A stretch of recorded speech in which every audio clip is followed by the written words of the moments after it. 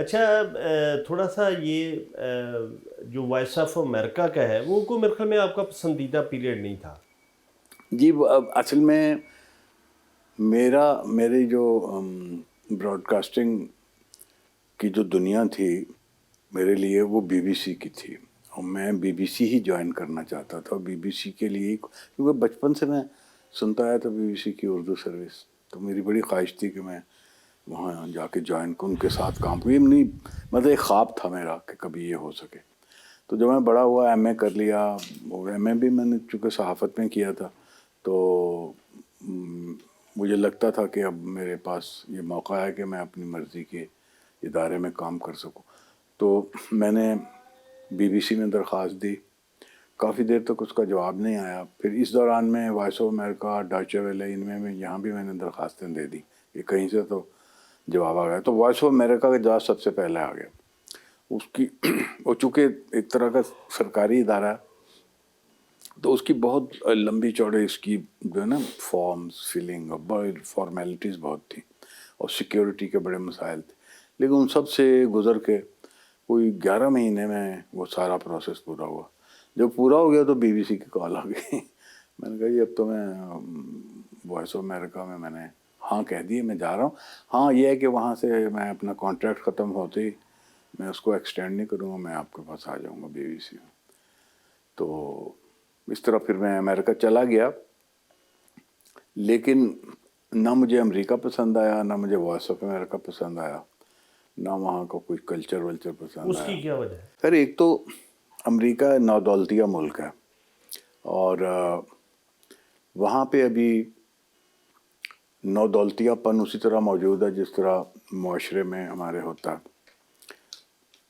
دوسرے نا اگر اس کا آپ موازنہ کریں نا برطانوی لوگوں سے، وہ برطانیہ رجا پجا سے کہنا نا، اور یہ ندیدے لوگ ہیں امریکہ والے.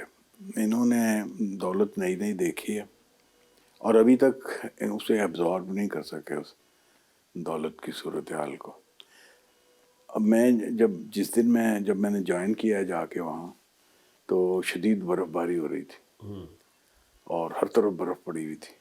پہلا دن تھا، میں نے کہا اگر میں نے چھٹی کر لی تو کہیں گے یار یہ پہلے دن ہی چھٹی کر گیا، تو برفیں تو یہاں پڑتی رہتی ہیں.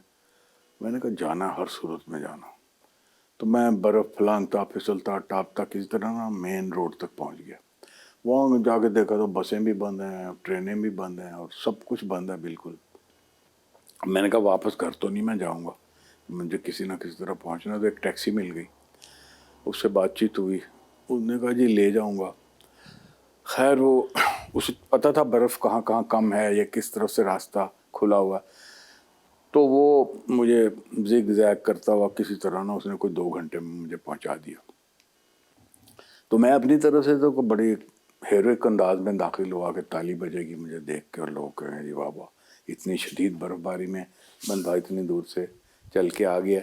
لیکن میرے داخل ہوتے ہی وہ مسٹر ویور جو میرا افسر تھا اس نے گھڑی دیکھی، پھر مجھے دیکھا، کہتا you are late by 2 hours. میں کہا جی باہر حالت دیکھیں کیا ہے، تو وہ لوگ تو گھروں سے نہیں نکل رہے، سب کچھ بند پڑا ہے، تو شکر کریں میں پہنچ گیا ہوں یہاں. اس نے کوئی اس چیز کو اپریشیٹ نہیں کیا. اس نے وہ مارتھا کو بلا گیا، اس کے 2 گھنٹے کے پیسے کاٹ لے. 2 گھنٹے کے پیسے کٹ. بالکل اسی طرح کی صورتحال بی بی سی میں پیش آئی ایک دن کہ شدید برف باری ہو گئی. تو میں نے باہر جھانکا، میں نے دیکھا آج تو مشکل ہے پہنچنا. تو میں نے کہا میں فون کر دیتا ہوں کہ جی برف پڑی ہوئی میں نہیں آ سکتا آج. تو اس سے پہلے کہ میں فون کرتا فون کی گھنٹی بجی اور ڈیوڈ پیج جو میرا افسر تھا وہاں، تو ڈیوڈ پیج کا فون آ گیا اور اس نے خود ہی کہا کہ بھائی آج تو بہت برف پڑی ہوئی ہے تو تم نہ آنا، آج چھٹی کرو اور اٹس اے پیڈ لیو. تو یہ فرق تھا برطانیہ میں اور امریکہ میں اور بی بی سی میں اور وائس آف امریکہ میں.